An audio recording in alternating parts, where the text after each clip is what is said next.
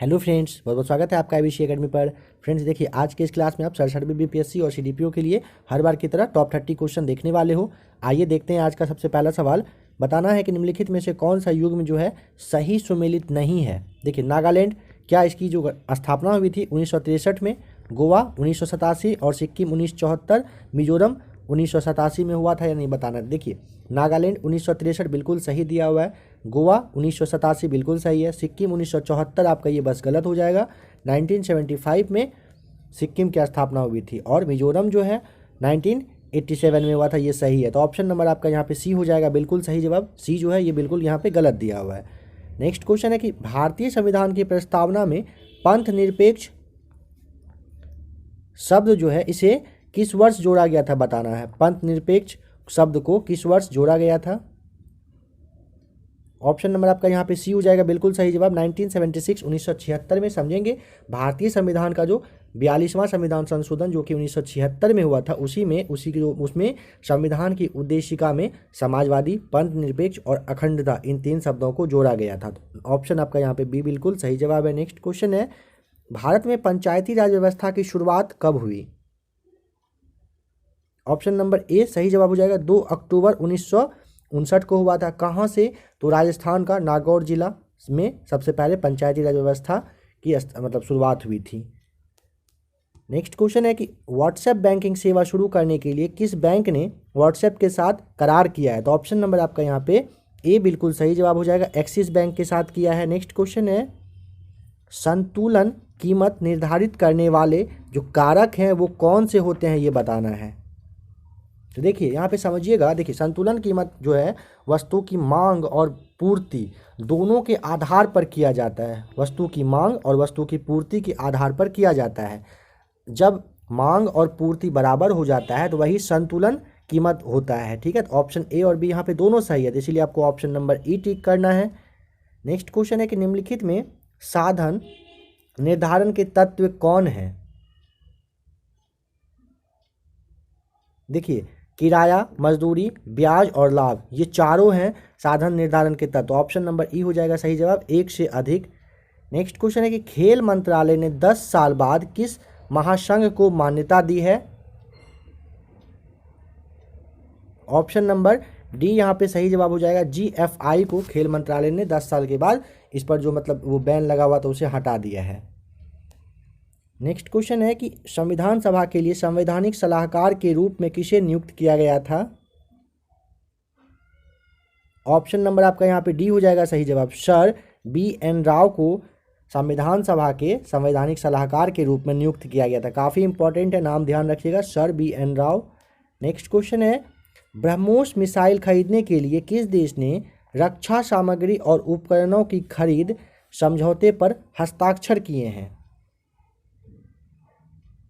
भारत ने फिलीपींस के साथ ब्रह्मोस मिसाइल खरीदने के लिए रक्षा सामग्री उपकरण की खरीद समझौते पर जो है इस पर ये किया है, हस्ताक्षर किया है। तो क्या हो जाएगा ऑप्शन नंबर आपका यहाँ पे बी होना चाहिए, फिलीपींस के साथ। नेक्स्ट क्वेश्चन है, यूएनजीए द्वारा भारत द्वारा प्रस्तावित अंतर्राष्ट्रीय बाजरा वर्ष के रूप में मनाने के लिए किस वर्ष को अपनाया गया है। तो देखिए, 1993 जो देश का संयुक्त राष्ट्र महासभा का जो सदस्य है उन्होंने 2023 को, ऑप्शन नंबर आपका यहाँ पे डी हो जाएगा, वर्ष 2023 को अंतर्राष्ट्रीय बाजरा वर्ष के रूप में घोषित करते हुए भारत द्वारा ये प्रस्तावित था प्रस्ताव, इसको अपनाया है। तो ऑप्शन डी हो जाएगा सही जवाब, बाजरा वर्ष 2023 से मनेगा। किस राज्य सरकार ने युवाओं को मुफ्त कौशल प्रशिक्षण प्रदान करने के लिए IBM के साथ सहयोग किया है। ऑप्शन सी हो जाएगा सही जवाब, गोवा सरकार ने ऐसा किया है। नेक्स्ट क्वेश्चन है, निम्नलिखित में से किसने दक्षिण एशियाई डिजिटल मीडिया पुरस्कारों में वर्ष 2020 का चैंपियन प्रकाशक जीता है।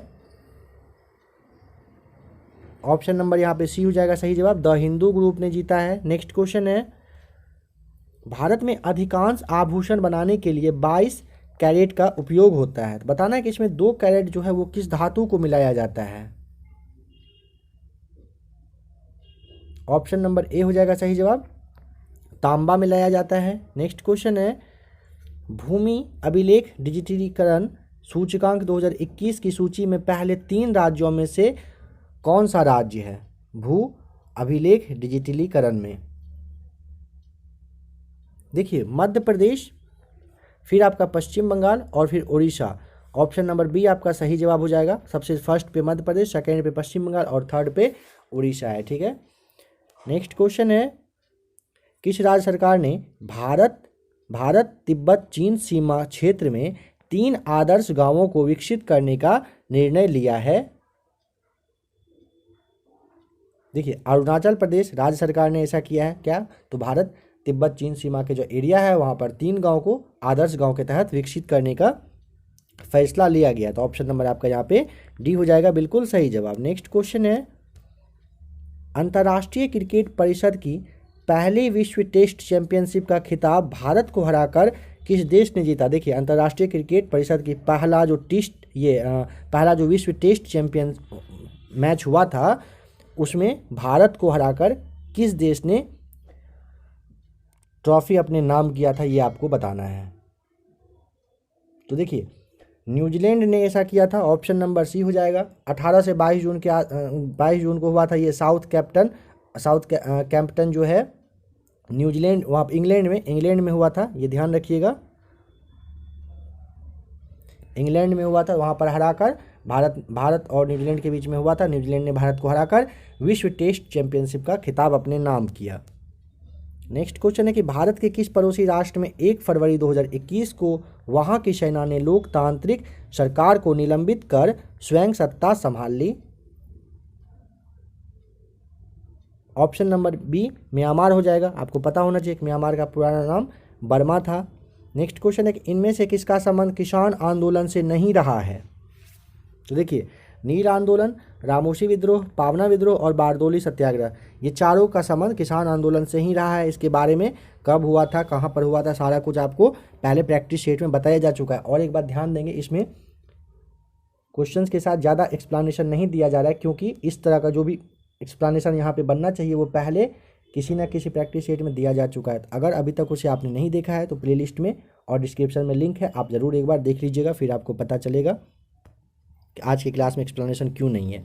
नेक्स्ट क्वेश्चन है, किस महिला खिलाड़ी ने अंतर्राष्ट्रीय क्रिकेट में 10,000 रन बनाकर पहली भारतीय महिला खिलाड़ी बन गई है? देखिए, मिताली राज। ऑप्शन नंबर जो डी है, समझिएगा, अंतर्राष्ट्रीय क्रिकेट का जो सभी मतलब वो है टेस्ट, वनडे और T20 मैच, उसमें 10,000 रन बनाकर ये भारत की पहली महिला क्रिकेटर बन गई है। कहाँ की? तो भारत की पहली महिला क्रिकेटर। अगर विश्व में आप बात करेंगे तो इंग्लैंड के जो खिलाड़ी हैं उनका नाम है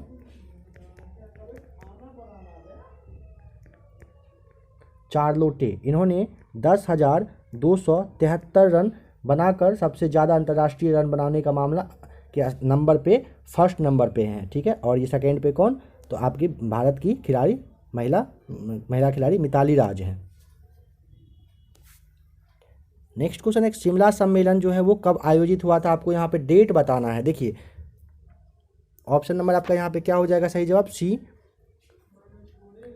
25 जून 1945 को ऑप्शन नंबर सी सही जवाब हो जाएगा। ध्यान रखिएगा, 25 जून 1945 को ये जो वेवेल थे, वेवेल के मतलब प्रस्ताव पर विचार विमर्श करने के लिए शिमला ये सम्मेलन आयोजित किया गया था।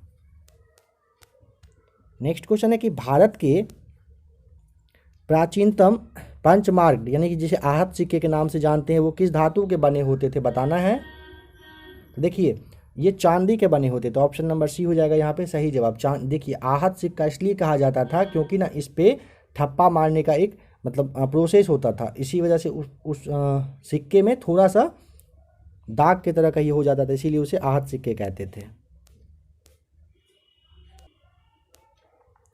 नेक्स्ट क्वेश्चन है कि किस काल में सर्वप्रथम कृषि उत्पादन शुरू हुआ? ऑप्शन नंबर यहाँ पे बी हो जाएगा सही जवाब, नवपाषाण काल में। नवपाषाण काल जो है खाद्य उत्पादक काल कहा जाता है। उस वक्त जो है मानव ने मतलब हाँ कृषि करना स्टार्ट कर दिया था। आपको पता होना चाहिए कि पाकिस्तान के बलूचिस्तान जो प्रांत है वहाँ पे मेहरगढ़ है, मेहरगढ़ से चावल, गेहूँ और जौ वगैरह के अवशेष भी मिले हैं। नेक्स्ट क्वेश्चन है कि मुगल काल में शेर मंडल निम्नलिखित में से किससे संबंधित था?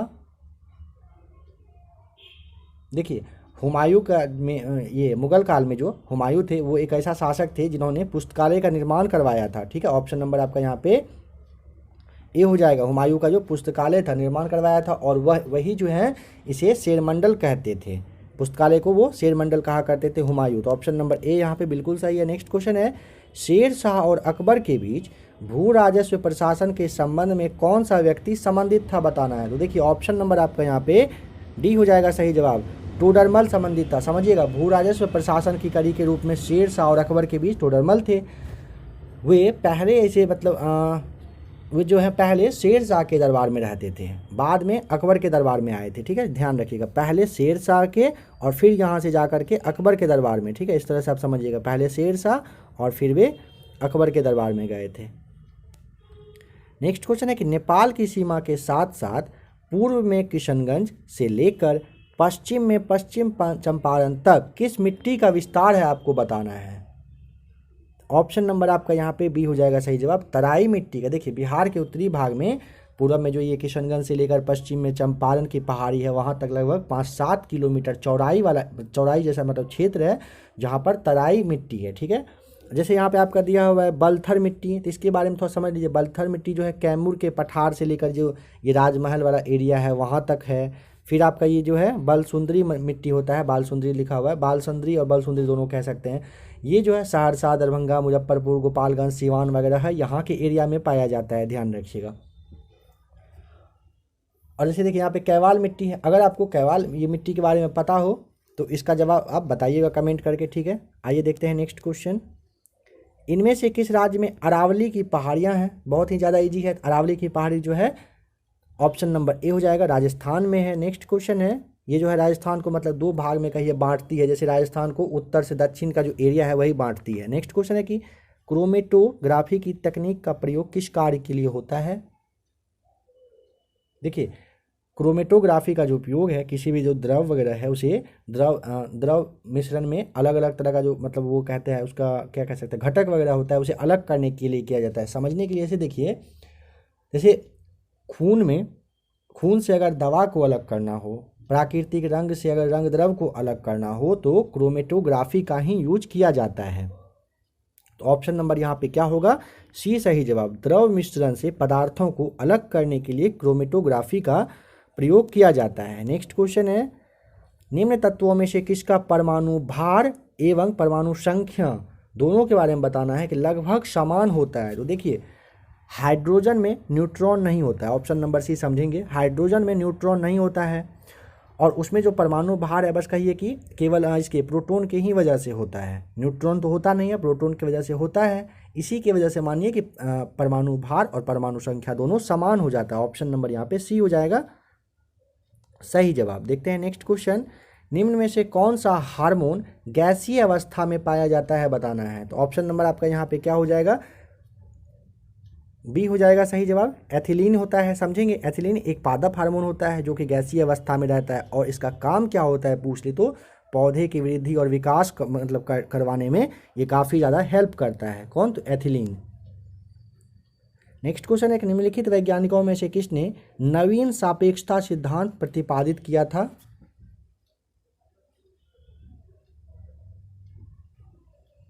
देखिए ऑप्शन नंबर ए हो जाएगा, जे.बी. नारदिलकर नाम है उनका। ठीक है, इन्होंने ही नवीन सापेक्षता सिद्धांत को प्रतिपादित किया था। तो फ्रेंड्स अभी आपने 67वीं बीपीएससी और सीडीपीओ के लिए टॉप 30 क्वेश्चन देखा। आशा करता हूँ क्लास अच्छा लगा होगा। अच्छा लगे तो आप एक बार चैनल में आकर ज़रूर देख लीजिएगा और वीडियो को ज़रूर लाइक करिएगा। ठीक है, डिस्क्रिप्शन में काफ़ी सारा लिंक दिया हुआ है, आप देख लीजिएगा। ऐसे ही फ्रेंड्स बने रहिए वीसी एकेडमी के साथ। वीडियो देखने के लिए आपका बहुत बहुत थैंक्स।